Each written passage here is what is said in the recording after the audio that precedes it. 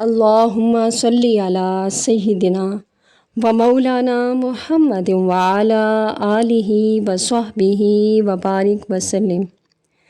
رمضان المبارک حضور کے امتیوں کا مہینہ موسم بہار کی طرح حسین، بے شمار شاخوں، پتوں، پھولوں اور پھلوں سے لدا ایک تناور درخت، دنیا میں اپنی نعمتیں بانٹتا ہوا اور ٹھنڈی چھاؤں سب پر لٹاتا ہوا۔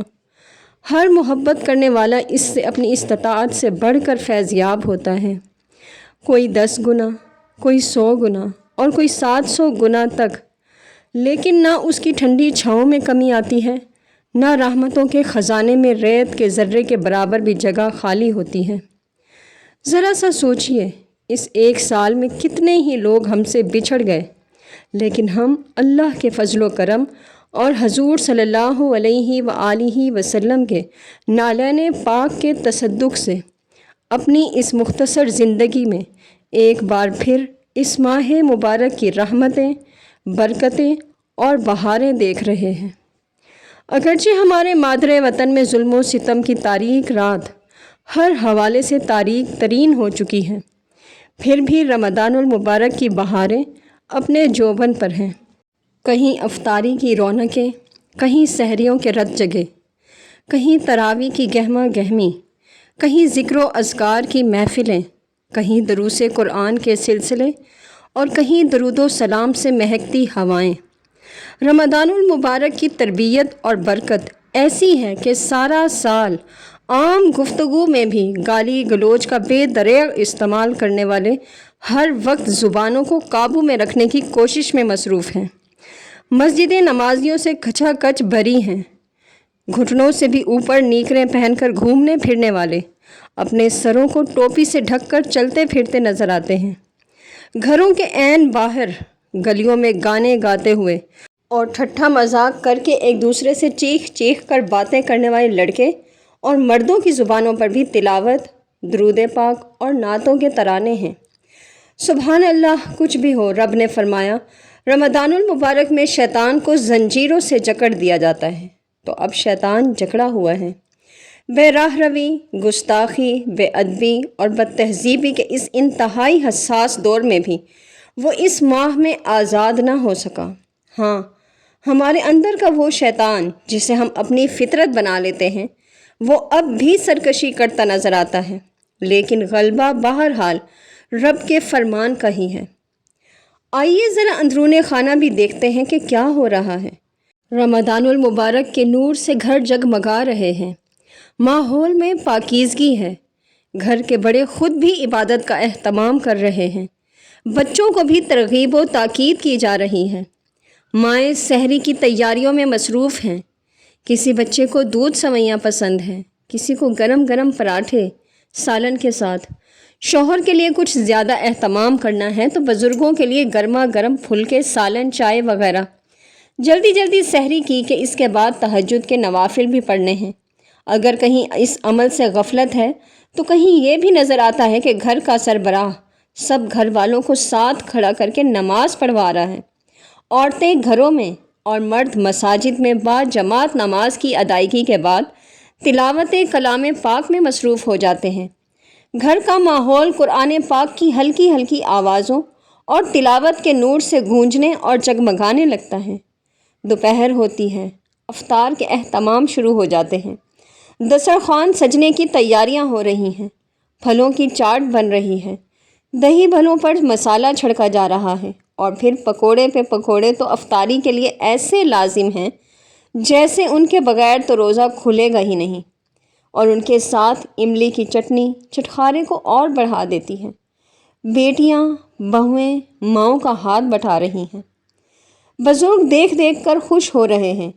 رمضان المبارک کی برکت سے سب کے دسترخوان وسیع ہیں، بچوں کے بے صبر اور بے تاب نظریں گھڑی پر اور کان مسجد کے اعلان پر لگے ہیں۔ سحری افطاری کی یہ خوشیاں اور رمضان المبارک کی یہ بہار ہر آنگن میں اتری ہے، گھر کا ہر فرد اس بہار سے خوشی سے جھوم رہا ہے۔ گھر سے نکل کر فرد اور معاشرے پہ اگر نظر ڈالیں تو ہم دیکھتے ہیں کہ فرد ایک اکائی ہے، انہی اکائیوں سے مل کر معاشرہ بنتا ہے، اور معاشروں کی ہدایت اور اصلاح کے لیے ہی رب کائنات کی منصوبہ بندی کے مطابق انبیاء کرام آتے رہے، صحیفے اترتے رہے، کتابیں نازل ہوتی رہیں، حکومتیں بنتی رہیں، بگڑتی رہیں، ملک وجود میں آتے رہے، قافلے بنتے رہے، کارواں چلتے رہے، کبھی سحر ہوئی، کبھی ظلمت کی سیاہ رات کے سائے پھیلے، تاریخوں کے اس ادھیڑ بن میں ماہوں سال پڑ لگا کر اٹھتے رہے، صدیوں کے سفر پر محیط قافلہ زندگی 20ویں صدی میں داخل ہوا۔ اس صدی کا آغاز ہوا تو وہ مشرق جہاں سے میر عرب صلی اللہ علیہ وآلہ وسلم کو ٹھنڈی ہوا آتی تھی، وہ ظلم و بربریت کا شکار ہو کر صحرا کی تپتی ریت کی طرح جل رہا تھا۔ اپنی بدعمالیوں، بے دینی اور عاقبت نااندیشوں کی وجہ سے مسلمان پورے ایشیا، خاص طور پر بر صغیر میں ذلیل و رسوا تھے، برباد تھے۔ ان کی کوتاہیوں کی وجہ سے اسلام کا پاک دامن داغدار ہو رہا تھا۔ سب کچھ تھا لیکن وہ خواب غفلت میں پڑے تھے۔ رب نے انہیں جھنجھوڑا۔ اسلام کی بجھتی ہوئی شمع کی حفاظت کے لیے پروانوں کا انتخاب شروع ہوا۔ حضور صلی اللہ علیہ وآلہ وسلم کے ماننے والوں کے لیے ہندوؤں کے ساتھ ایک جگہ رہتے ہوئے سانس لینا بھی مشکل ہو گیا، تو ایک علیحدہ اسلامی مملکت کے قیام کی ضرورت محسوس ہوئی۔ اس پاک منصوبے کی تکمیل کے لیے اللہ نے ایک عاشق رسول صلی اللہ علیہ وآلہ وسلم کو ہی منتخب فرمایا۔ سچے خواب نبوت کا 46واں حصہ ہوتے ہیں۔ دن کی شفاف روشنی میں علامہ اقبال رحمۃ اللہ علیہ نے یہ سچا خواب دیکھا، انہیں فکر پاکستان عطا ہوئی۔ قائد اعظم رحمۃ اللہ علیہ کے ہاتھوں میں اللہ تعالیٰ نے اس تعبیر کی باغ دوڑ تھمائی۔ اللہ تعالیٰ کے فضل و کرم سے لوگ ملتے گئے، قافلہ بنتا اور بڑھتا چلا گیا۔ بے شمار مشکلات آئیں، بے اندازہ رکاوٹوں کا سامنا کرنا پڑا، حوصلے پست کیے گئے، پاکستان کے خواب اور نام کو دیوانے کی بڑھ کہا گیا، لیکن اللہ تعالیٰ نے بتلا اور دکھلا دیا کہ یہ عظیم مقصد دیوانے کی بڑھ نہیں تھا، یہ تو اسلام کے نام پر دنیا کی پہلی نظریاتی مملکت بننے جا رہی تھی۔ عظیم کام عظیم مواقع پر ہی وجود پذیر ہوتے ہیں۔ حضور صلی اللہ علیہ وآلہ وسلم کے دین کی سربلندی کے لیے، اسلام کا قلعہ بنانے کے لیے، پاکستان کے قیام کے لیے اور اپنے محبوب کے امتیوں کے لیے اللہ تعالیٰ نے اپنے محبوب کے امتیوں کا ہی مہینہ منتخب فرمایا۔ قرآن پاک کی عظمت کا بول بالا کرنے کے لیے، نظام قرآن کو نافذ کرنے کے لیے نزول قرآن کی رات کا انتخاب ہوا، غلبہ دین حق کے لیے جمعۃ الوداع کا انتخاب ہوا، رمضان المبارک کا مہینہ 27ویں کی رات جمعۃ الوداع کا دن۔ سبحان اللہ، دنیا کے نقشے پر ایک عظیم ملک وجود میں آ گیا۔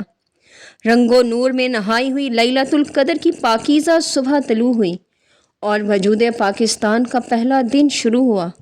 یہ بھی رمضان المبارک کا مہینہ ہے، وہ بھی رمضان المبارک کا ہی مہینہ تھا۔ ایسی ہی سحریاں افطاریاں تھیں، لیکن 1947 کے رمضان المبارک کی ترنگ اور امنگ ہی کچھ اور تھی۔ جشن پاکستان منایا جا رہا تھا، لیکن آج کی طرح نہیں۔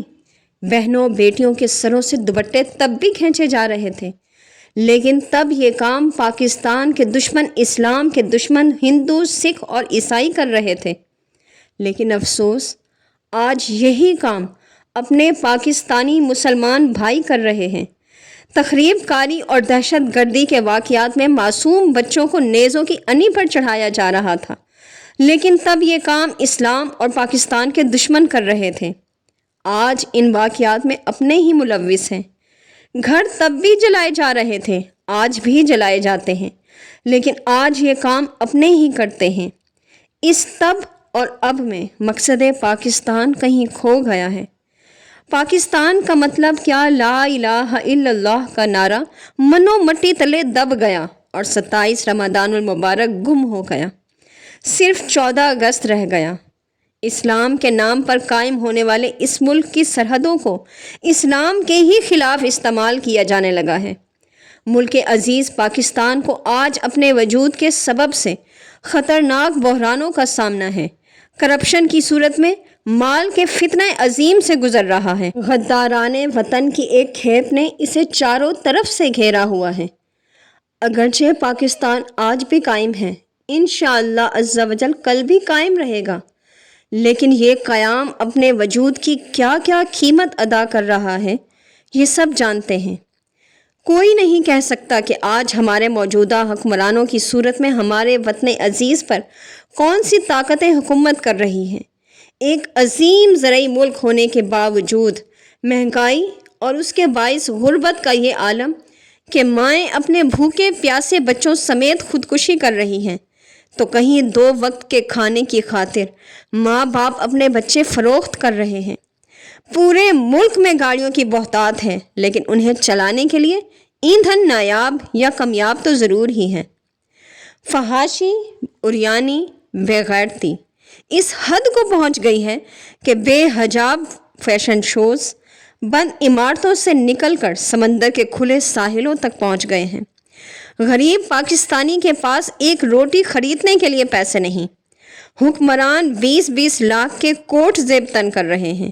جوانوں کی اکثریت ہے، لیکن شاہینوں نے پہاڑوں کی چٹانوں پر بسیرا کرنا چھوڑ دیا ہے۔ عوام کا ہجوم ایک منتشر مضطرب بھیڑ بن گیا ہے۔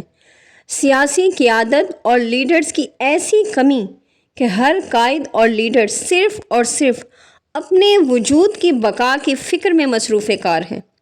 ملک عزیز میں زیاں تو حد درجہ ہے، جبکہ احساس زیاں ختم ہو گیا ہے، اور سب سے بڑا ستم یہ ہے کہ ہر شخص کو دوسرے پر بھروسہ ختم ہو گیا ہے۔ نفسا نفسی کا عالم ہے، ہر طرف بد اعتمادی کی فضا ہے۔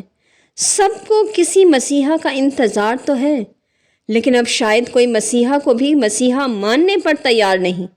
نا امیدی، مایوسی، بے اعتمادی اور خود غرضی کی تاریکی ایسی کہ ہاتھ کو ہاتھ بھی سجائی نہیں دے رہا۔ لیکن قانون فطرت ہے کہ رب بڑا رحمان ہے۔ رات کی سیاہی انتہا کو پہنچتی ہے تو سپیدہ سحر نمودار ہوتا ہے۔ بندہ بندے سے مایوس ہوتا ہے، لیکن رب بندے کو دوبارہ کھڑے ہونے اور سنبھلنے کا موقع ضرور دیتا ہے۔ 76 سال بعد ایک بار پھر رمضان المبارک میں مغفرت کے عشرے میں تاک راتوں میں یوم آزادی پاکستان آ رہا ہے۔ وہی 76 سال قبل والی نورانی فضائیں، پاکیزہ ہوائیں ہوگی۔ ہر طرف دروس قرآن ہوں گے، ذکر و اذکار، تسبیح و تحلیل کی محفلیں ہوں گی۔ ہر شخص روزہ دار ہوگا، رب کے حضور بخشش کا طلبگار ہوگا۔ روح ذکر الہی کے انوار سے سرشار ہوگی۔ تاک راتوں میں رب کے حضور سجدہ ریزیاں ہوں گی، اور مساجد میں رو رو کر پاکستان کی بقا کے لیے دعائیں ہوں گی۔ یوم آزادی پاکستان تو ہوگا، لیکن اس خوشی میں ساحلوں پر فیشن شوز اور میوزک کنسرٹس نہیں ہوں گے۔ سر پر ٹوپیاں تو ہوں گی، گھٹنوں سے اوپر شارٹس نہیں ہوں گی۔ سڑکوں پر گاڑیاں تو ہوں گی، بہنوں کے سروں سے دوپٹے کھینچتے ہوئے بھائی اور ماؤں کی گود اجاڑتے ہوئے ون ویلنگ کے دل خراش نظارے نہیں ہوں گے۔ تاک رات ہوگی، شب بیداری بھی ہوگی، نماز تراویح میں جوانوں کی کثرت بھی ہوگی، لیکن سڑکوں پر سیٹیاں بجاتے اور بیہودہ حرکتوں سے عوام کی زندگی عذاب بناتے ہوئے نوجوان نہیں ہوں گے۔ پھر عبادت کے نور میں دھلی، پاکیزگی کے سانچے میں ڈھلی، نکھری ہوئی پاکیزہ صبح ہوگی۔ پاکستان دوبارہ پیدا ہوگا۔ پاکستان کو دوبارہ پیدا ہونا ہی ہے کہ بقول شاہ فیصل مرحوم، پاکستان اسلام کا قلعہ ہے۔ نشانیاں بتا رہی ہیں کہ غفور الرحیم رب ہمیں اس ملک کو دوبارہ بنانے کا موقع ضرور دے گا۔ ہم عاجز ہیں، رب کائنات عاجز نہیں ہے۔ قانون قدرت ہے، جو چیز ایک بار عدم سے وجود میں آئی وہ دوبارہ بھی پیدا ہو سکتی ہے۔ اور پھر سب سے بڑھ کر میرے آقا صلی اللہ علیہ وآلہ وسلم کی وہ بشارت جسے عاشق رسول علامہ محمد اقبال رحمۃ اللہ علیہ نے اس طرح شعر میں ڈھالا: میرے عرب کو آئی ٹھنڈی ہوا جہاں سے، میرے عرب کو آئی ٹھنڈی ہوا جہاں سے، میرا وطن وہی ہے، میرا وطن وہی ہے۔ سبحان اللہ، وما علینا الا البلاغ المبین۔